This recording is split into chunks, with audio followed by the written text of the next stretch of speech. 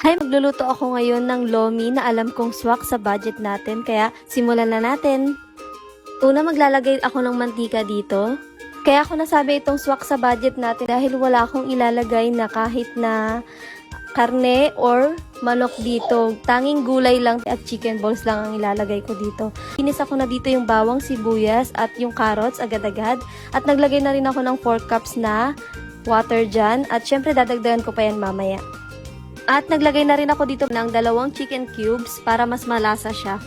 At tatakpan ko lang ulit siya at pakukuluin ko lang yung tubig. Then pag once na okay na, ayan ilalagay ko na yung chicken balls. At hahaluin ko lang ng ganyan.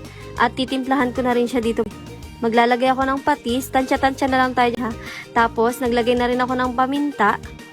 At isusunod ko na nga rin dito agad yung gulay para lumambot na rin. Alam niyo ba, kahit ganyan lang, simple lang yung budget natin sa lomi, kuwang-kuha niya naman din talaga yung lasa niya. Isusunod ko na nga rin pala dyan ilagay yung mga Mickey dyan.